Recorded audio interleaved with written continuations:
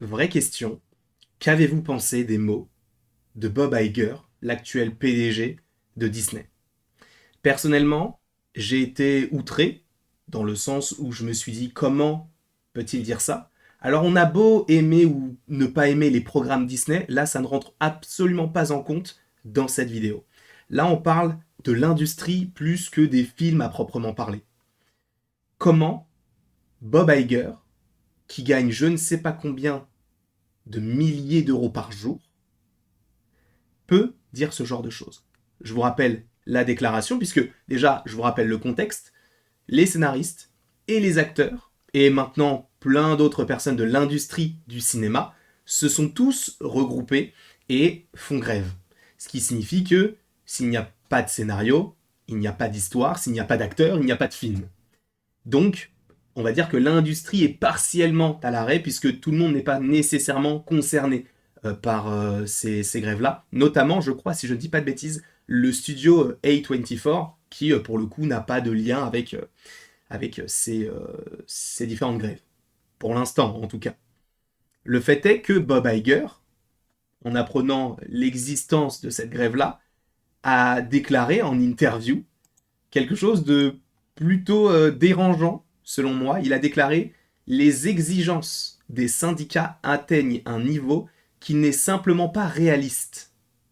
Sachant que quand on résume un petit peu ce que décide, ce que voudrait ce syndicat, ce serait d'avoir une augmentation, d'avoir aussi l'assurance de on est scénariste, on ne veut pas que nos scénarios soient remplacés par des imaginaires d'intelligence artificielle, puisque je vous rappelle que c'est aussi le principe même des avancées technologiques, c'est-à-dire qu'aujourd'hui, juste pour vous dire à quel point ça va vite, on arrive à remplacer la voix d'un chanteur ou d'une chanteuse par la voix de quelqu'un d'autre.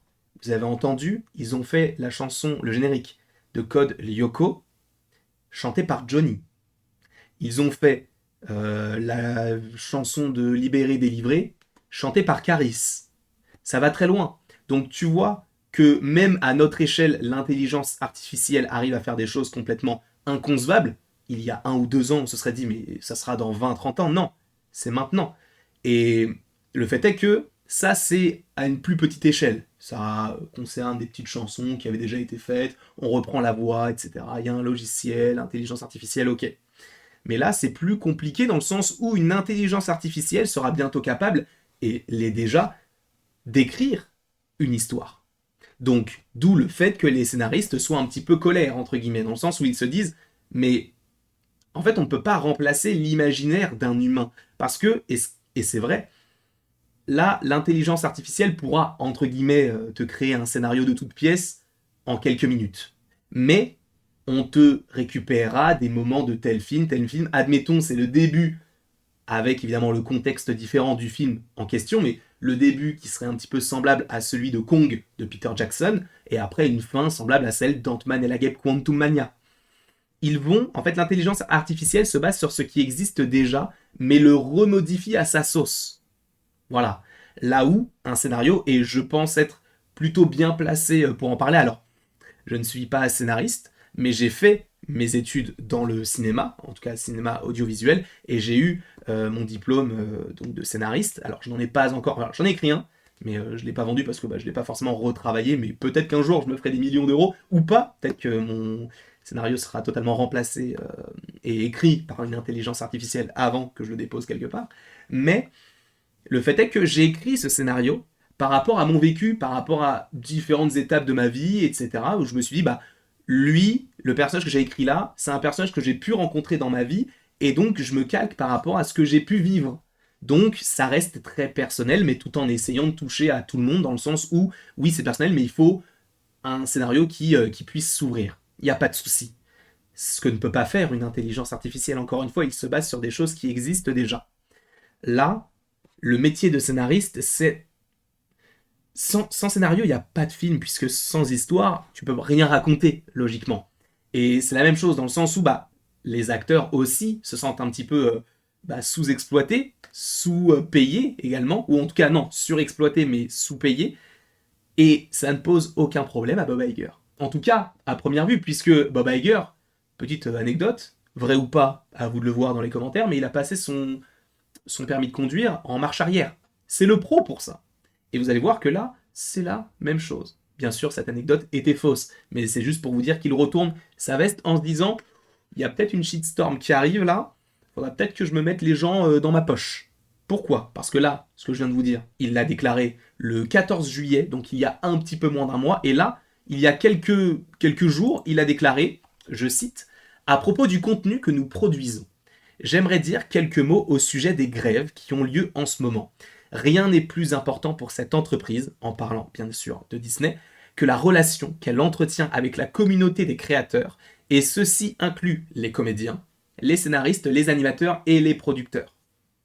Ça a été très vif, hein, le virage a été sec, a été droit, et en réalité, on ne peut que, entre guillemets, se réjouir d'un dialogue comme celui-ci, puisque ça possiblement réouvert certaines discussions, on verra hein, par la suite, entre les studios et le syndicat qui s'est notamment dirigé, enfin on sait qu'il y a Bryan Cranston, il y a pas mal d'acteurs qui ont joué surtout dans des séries, on retrouve notamment Fran Drescher qui est l'une des porte-paroles de ce mouvement, Fran Drescher à qui l'on doit notamment le personnage de Fran Fine dans la série La Nounou d'Enfer, et donc lui a déclaré ça récemment, sachant qu'il s'en est suivi une suite. J'ai un respect profond pour cette communauté, véritable moteur créatif essentiel à cette entreprise et à notre industrie. Et j'ai le fervent espoir que nous arriverons prochainement à trouver des solutions aux problèmes qui nous ont opposés ces derniers mois. Je me suis engagé personnellement à travailler jusqu'à ce que nous obtenions ce résultat. Peut-être qu'il s'est dit, en fait, sans les scénaristes, sans les acteurs, je fais pas de profit. Puisque je vous rappelle quand même que oui, il y a pas mal de projets hein, qui ont été tournés. Star Wars, The Skeleton Crew, on a Win or Lose du côté de Pixar, on a Wish du côté de Disney, on a plein de séries Marvel, Ironheart, on a Agatha, Coven of Chaos, bref, on a pas mal de projets, en tout cas pour Disney+, mais on a aussi notamment du Captain America Brave New World, qui est également... qui occupe une place quand même assez importante dans le calendrier Marvel du côté du cinéma, puisque pour l'instant c'est le seul film qui est tourné entièrement et qui était prévu pour 2024. Donc on a tout ça et tu sens que lui se dit, bon, bah en fait, sans eux, je fais quoi? Qu'est-ce que je fais? Parce que si je ne vais pas dans leur sens et que ça continue, à un moment donné, on n'aura plus rien à proposer. Parce que déjà, que plus grand monde ne veut travailler avec Disney, hein, ils sont obligés de mettre le prix, et je vous rappelle, hein, il y a pas mal, je crois que c'était Victoria Alonso qui avait été démis de ses fonctions, alors on ne sait pas vraiment la teneur de pourquoi, je vous inviterai à regarder la vidéo en question si vous en avez envie, mais on sent déjà qu'il n'y a pas de temps, il n'y a pas de, comme lui le dit, en tout cas on suppose que c'est le cas, de relation particulière entre les studios et les créateurs, donc ça crée bien sûr une scission. Et ce qui est très intéressant, c'est qu'il y avait je crois que c'était une figurante, si je ne dis pas de bêtises. Alors peut-être que je me trompe, mais je crois que j'ai vu ça passer. Donc je vais essayer d'être assez concis là-dessus, parce que je crois que c'était passé sur Discussing Film, donc je vais essayer de retrouver la chose là tout de suite.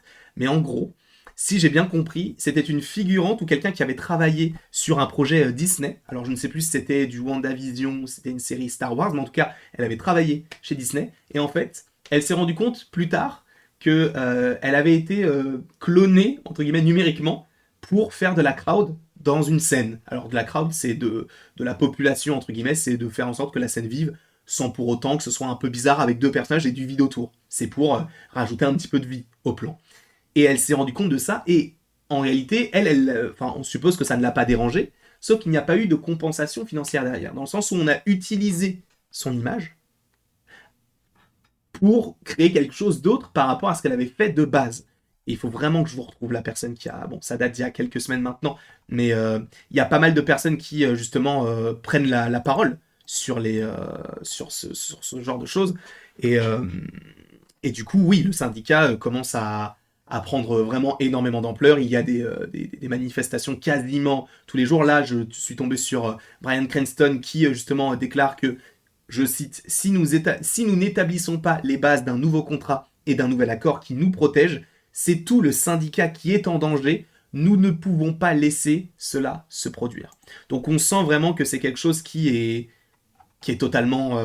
voilà, qui qui prend aux tripes. J'étais tombé aussi sur quelque chose en faisant mes recherches sur justement Bob Iger, en tout cas quelqu'un qui prenait à partie Bob Iger en lui disant frérot, pourquoi? Qu'est-ce qui se passe? C'était Bill Porter. Alors, je ne fais que le citer, hein, bien sûr. Je vais regarder exactement qui est Bill Porter. Bill Porter, c'est un chanteur qui a joué dans certains films. Il a joué aussi, du coup, au théâtre. Il a fait surtout des albums. C'est surtout un chanteur. Mais il a joué dans Cendrillon. Il a fait quelques séries, notamment Gossip Girl, etc. Bref, il a joué quand même dans certains films. Et lui a déclaré, et je ne fais que le citer, donc, à la personne qui a dit « Nous allons les affamer jusqu'à ce qu'ils soient obligés de vendre leurs appartements. Vous m'avez déjà affamé. » D'entendre Bob Iger dire que nos revendications pour un salaire décent sont irréalistes, je vous rappelle que c'est ce qu'il a déclaré le 14 juillet, alors qu'il gagne, alors ça pour le coup je ne peux pas prouver quoi que ce soit, c'est lui qui le déclare encore une fois, Billy Porter, alors qu'il gagne 78 000 $ par jour, je n'ai pas les mots mais pour ça va bien te faire, voilà. Donc ça montre qu'il y a vraiment une scission et bien du coup oui totalement deux clans en fait qui s'opposent, un qui cherche une certaine revendication en se disant mais on n'est pas assez payé, on n'a pas assez de temps pour faire le travail et du coup ça empathie sur le box-office puisque regardez, du Indiana Jones il n'a pas marché, si on Buzz l'éclair n'a pas marché, Ant-Man et la Guêpe Quantumania a été rentable, mais en réalité, avec du Kang, etc., on pouvait s'attendre à beaucoup plus. Donc lui-même le dit, Bob Iger l'a dit en plus récemment. On va essayer, enfin en tout cas c'est une des volontés du studio maintenant, c'est de réduire le nombre de projets et de réduire même le coût de production. Donc à voir si ça va en pâtir sur telle ou telle chose, s'il y aura encore des effets spéciaux encore moins bien faits, sachant que là, on comprend qu'il y a des séries qui sont vraiment trop chères pour ce que cela montre, et pour le coup, ça c'est une bonne chose de moins dépenser d'argent là-dessus, mais pour le coup, il y a des bonnes idées qui sont mises d'un côté, des envies d'un autre, voilà, ça va être compliqué de trouver un accord. Je pense, en tout cas je l'espère qu'ils vont le trouver, je pense que Bob Iger, il faut qu'il se calme, qu'il prenne une petite tisane, une petite camomille, et qu'il se calme, et ils se disent « Ah oui, je me suis trompé, et en fait, sans vous, bah, je peux pas faire grand-chose. » Et là, peut-être qu'on partira sur quelque chose d'un petit peu plus positif. Je ne sais pas ce que vous en pensez, n'hésitez pas à me mettre tout ça dans les commentaires, j'espère ne pas avoir dit trop de bêtises. Bref, je vous remercie en tout cas d'avoir regardé cette vidéo, n'hésitez surtout pas à l'aimer, à la partager, à la commenter et à vous abonner si ce n'est pas déjà le cas. Et après tout ceci, il ne me reste plus qu'à vous dire à la prochaine pour la prochaine. Je ne savais pas quoi dire en cette outro de vidéo, donc tu peux juste cliquer sur cette vidéo qui est présente là, en espérant qu'elle te soit sympathique.